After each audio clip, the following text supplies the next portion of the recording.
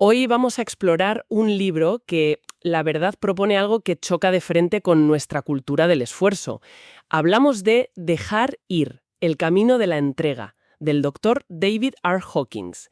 Vamos a analizar a fondo varios extractos de su traducción al español para desgranar ese mecanismo que propone para liberarnos de las emociones negativas.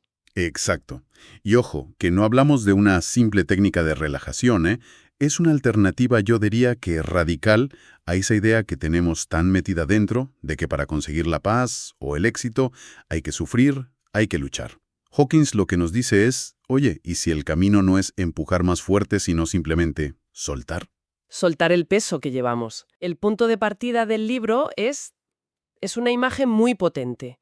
Dice que la mayoría de nosotros vamos por la vida con una especie de almacén de sentimientos negativos acumulados y que esa presión interna, constante, es la verdadera raíz de la infelicidad y de muchísimas enfermedades. Y antes de dar la solución, que es lo interesante, describe 3 formas con las que solemos gestionar o más bien mal gestionar esa presión. Son patrones que, yo creo que todos vamos a reconocer. El primero es la supresión y la represión. O sea, meter la basura emocional debajo de la alfombra, básicamente. El texto lo vincula directamente con la irritabilidad, la tensión muscular, los dolores de cabeza, problemas digestivos. El kit completo del estrés. Vamos, el kit completo. Y es interesante porque distingue entre las dos. La supresión es consciente. Es ese mira, ahora no voy a pensar en esto que estoy ocupada. Pero la represión, ese es inconsciente. El sentimiento es tan amenazante, por la culpa o el miedo que nos da, que la mente lo esconde de sí misma, para protegerse. Y ahí es donde nacen la negación y la proyección, ¿no? Justo. Reprimo mi ira, niego que la tengo, y de repente veo el mundo lleno de gente enfadada, de gente agresiva. El mundo se convierte en un espejo de lo que no me atrevo a ver dentro. ¡Uf, qué potente! Luego está la segunda vía, la expresión. Lo que llamamos desahogarse. Pero aquí un momento, a mí el libro me generó una duda. A ver, Es que toda la vida nos han dicho que es sano soltarlo todo, que no hay que guardárselo. ¿Hay una contradicción aquí? O sea, ¿hay una forma buena y una mala de expresar la ira? esa es una pregunta clave, y el libro es muy sutil. No condena la expresión en sí. Lo que cuestiona es la expresión que solo ventila la energía negativa sin transformarla. Pone el ejemplo de gritar o de golpear un cojín. Puede que sientas un alivio, sí, momentáneo, pero lo que estás haciendo en el fondo es practicar y reforzar el patrón de la ira. Claro. Es como echarle gasolina al fuego para intentar apagarlo. La liberación real no viene de vomitar la emoción, sino de disolverla, desde dentro. Y eso es muy, muy distinto. Entendido. No es lo mismo desahogarse que liberarse. Y la tercera forma, que es la reina de nuestra era, el escape. El escape, sí. Huir de los sentimientos con un bombardeo de distracciones. El trabajo compulsivo, el entretenimiento constante, el scroll infinito en redes, las compras, la comida, el alcohol. Cualquier cosa con tal de no sentir ese vacío, esa incomodidad. El problema, como dice el texto, es que mantener ese sistema de escape consume una cantidad de energía brutal. Es como tener docenas de aplicaciones abiertas en el móvil en segundo plano. Exacto. La batería se agota sin que te des cuenta y, lo más importante, es que detiene por completo nuestro crecimiento personal, nuestro crecimiento emocional. Vale, entonces, si suprimir, expresar de forma reactiva y escapar no solo no funcionan, sino que nos agotan, ¿cuál es la alternativa? Y aquí es donde el libro presenta su concepto central, el mecanismo de dejar ir. Sí, Lo define como el cese repentino de una presión interna o la caída de un peso. Y va seguido de una sensación de alivio, de libertad. la analogía que usa para explicarlo es brillante por lo cotidiana que es. Imagina que estás en medio de una discusión, una muy acalorada, defendiendo tu postura con uñas y dientes, lleno de ira, de justificación. Sí, me lo imagino perfectamente. Y de repente, en mitad de la tormenta, tienes un chispazo de perspectiva. Ves lo absurdo, lo ridículo de la situación. Y te echas a reír, Ese momento. ese preciso instante. Esa liberación de toda la tensión, ese cambio de la ira a la ligereza. Esa es la esencia de dejar ir. No has analizado nada, no has resuelto el problema, simplemente has soltado la energía que lo alimentaba. Y lo fascinante es que lo presenta como un método práctico, casi una habilidad que se puede entrenar. El primer paso es permitir el sentimiento, dejar que la emoción, la que sea, surja, sin resistirte, sin juzgarla como mala, sin miedo y sobre todo sin intentar cambiarla. Es que insiste mucho en eso. Sí, una y otra vez. Dice que es nuestra resistencia a sentir lo que mantiene vivo al sentimiento. Ese es el eje de todo. No luchas contra la emoción. Al contrario, le quitas toda tu fuerza al dejar de oponerte a ella. Es profundamente contraintuitivo. Totalmente. Y el segundo paso es el complemento perfecto del primero. Ignorar los pensamientos. En lugar de quedarte atrapada en la telenovela mental del «porque me dijo, es que yo debería haber hecho, nunca me valoran», llevas tu atención a la sensación física, a la energía de la emoción en tu cuerpo. Un nudo en el estómago, una presión en el pecho. Eso, un calor en la cara. Te quedas con la pura sensación. Espera, aquí es donde el libro plantea algo que es un cambio de perspectiva total. Afirma que los pensamientos son solo racionalizaciones de la mente para justificar la presencia de un sentimiento que ya estaba ahí. Y atención a este dato que a mí me voló la cabeza. Un solo sentimiento puede generar miles de pensamientos. Párate a pensar en la implicación de eso. Es que, Significa que hemos estado jugando en el tablero equivocado toda nuestra vida. totalmente, no se trata de gestionar 1000 fuegos distintos, que es lo que intentamos cuando discutimos con cada uno de esos 1000 pensamientos. Claro.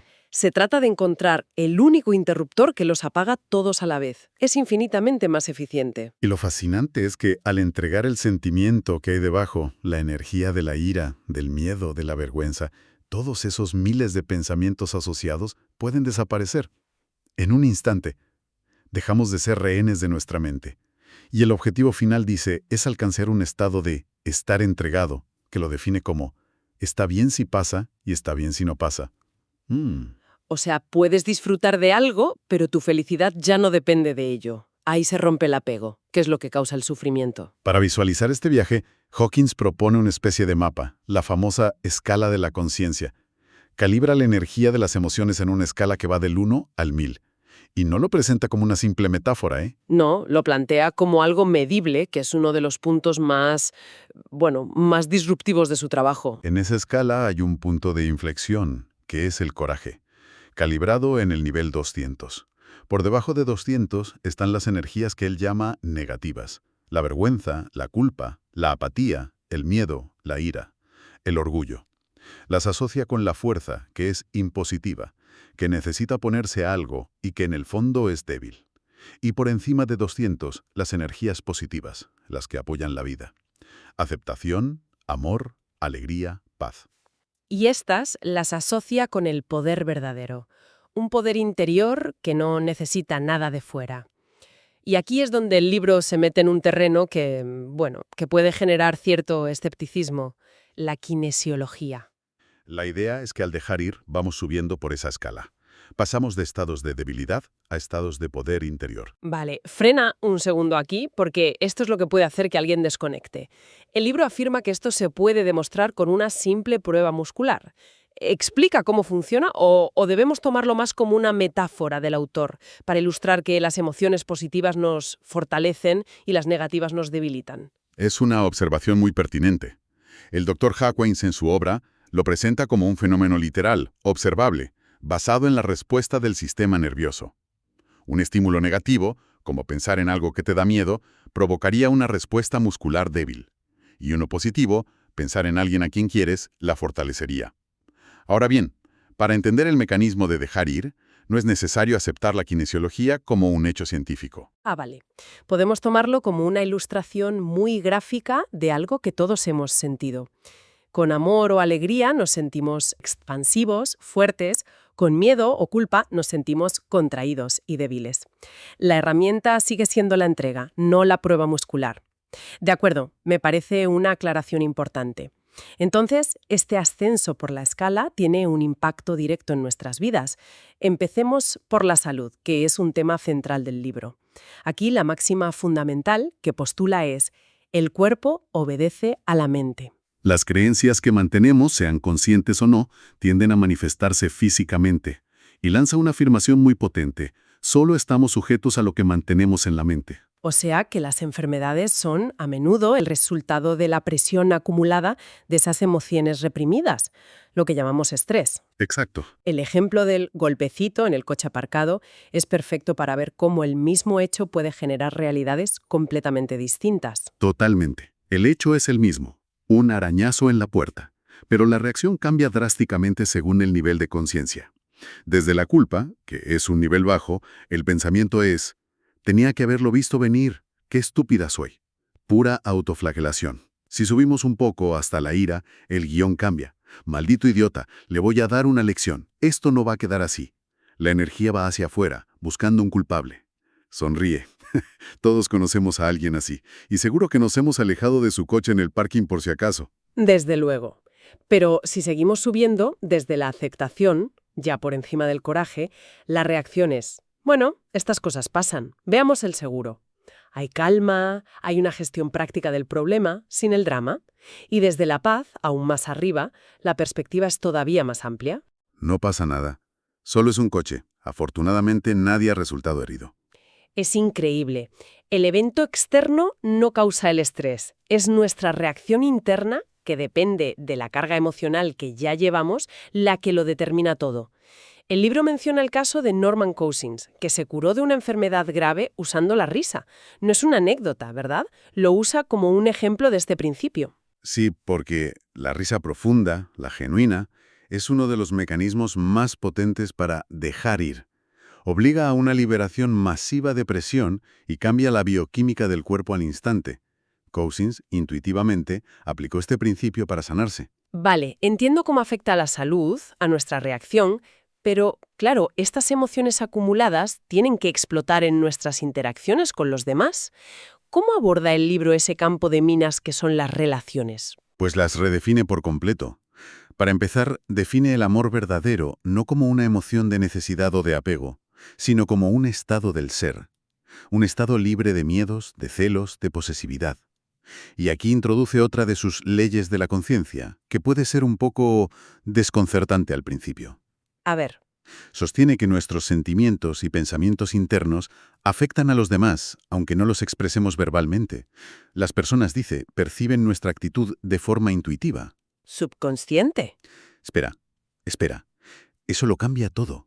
Significa que si siento un resentimiento oculto hacia alguien, aunque yo por fuera sea súper educada, esa persona siente una presión negativa de mi parte y reacciona a ella. Exactamente.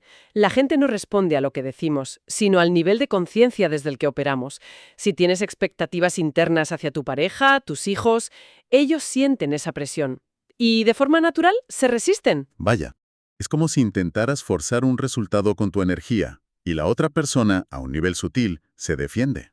Vaya, eso es una responsabilidad enorme. Entonces, ¿cuál es la solución que propone? Entregar las expectativas. Llegar a un punto en el que te sientas completa y en paz, tanto si el resultado que deseas ocurre como si no. Al hacer eso, al soltar la necesidad de que el otro cambie, eliminas esa presión invisible. Y, paradójicamente, al dejar de forzar, se crea el espacio para que la relación fluya de forma mucho más natural. A menudo recibimos de los demás aquello que dejamos de exigirles. Entonces, a medida que uno practica esto de forma constante, no solo en momentos de crisis, sino como una forma de ser, ¿qué beneficios se acumulan a largo plazo? Aquí es donde se ve el verdadero potencial. El texto dice que al liberar toda la energía que antes usábamos para reprimir, controlar, escapar, experimentamos un aumento espectacular de vitalidad, de creatividad, de intuición y de la capacidad de amar incondicionalmente. El libro habla de una progresión en la motivación, del tener al hacer y finalmente al ser. Esto en el resumen original pasaba muy rápido, pero me parece un concepto fundamental. ¿Podemos desarrollarlo un poco? Claro, es el viaje de madurez de la conciencia. La mayoría empezamos en el nivel del tener, que está impulsado por el miedo, por la sensación de carencia. Si tuviera más dinero, un coche mejor, esa pareja, entonces sería feliz. La felicidad siempre está afuera, en algo que hay que conseguir. Y cuando superamos eso, pasamos al hacer. Sí, es un nivel superior, impulsado por el coraje, por el orgullo. Aquí la satisfacción viene de los logros. Soy exitoso porque he construido esta empresa, he escrito este libro. Pero sigue dependiendo de algo externo, ¿no? Exacto. Es un gran avance, pero la felicidad todavía depende de los resultados. Si fracasas, tu sentido del yo se tambalea. Y el destino final del viaje es el ser. Exacto. Es el estado que el libro propone como meta. Aquí la motivación es intrínseca. Actúas desde la paz, desde la plenitud interior. La felicidad no depende de lo que tienes ni de lo que haces. Es un subproducto de tu propio estado. Ya no buscas la felicidad fuera porque descubres que es tu naturaleza. Y esa es la verdadera libertad. Esto me lleva a una última idea del libro. Dice que no es que busquemos la felicidad, sino que descubrimos que es un subproducto natural de hacer lo que amamos, y esto provoca un cambio profundo en la percepción de una misma. Totalmente. Se produce un desapego de la identidad. Pasas de la identificación total, soy mi cuerpo, soy mis pensamientos, soy mis logros, a una perspectiva más amplia. Tengo un cuerpo, tengo una mente. Y con el tiempo, Y con el tiempo, a una realización aún mayor. Soy la conciencia que experimenta el cuerpo y la mente. Dejas de identificarte con el vehículo y sus problemas pasajeros y te identificas con el observador silencioso, con la presencia que hay detrás de todo. bien, pues recapitulemos. Hemos analizado la propuesta central de dejar ir, un mecanismo para disolver la presión de las emociones negativas que acumulamos. Y la clave, que es lo más contraintuitivo, es que el método no consiste en luchar más fuerte, No. sino en rendirse a la sensación del momento para precisamente liberarla. Este proceso nos permite ascender por esa escala de la conciencia. Y no es un concepto abstracto, ¿eh? Es algo que se traduce en mejoras muy tangibles. En la salud física, al reducir el estrés, En la calidad de nuestras relaciones, al eliminar la presión de las expectativas, y en una sensación general de poder interior, de libertad. Se pasa de ser una víctima de las circunstancias a ser el criador consciente de la propia experiencia. lo que nos deja con un último pensamiento para la reflexión. El texto sugiere que la felicidad, el amor y la paz no son metas lejanas que debamos alcanzar con esfuerzo. Sostiene que son nuestro estado natural, que simplemente está oculto tras las nubes de la negatividad que hemos ido acumulando. Y esto nos invita a plantearnos una pregunta, casi como un experimento personal. ¿Qué cambiaría si, solo por hoy, operásemos desde la convicción de que la fuente de la felicidad ya está dentro, esperando a ser descubierta, no creada, simplemente al soltar aquello que la está opacando?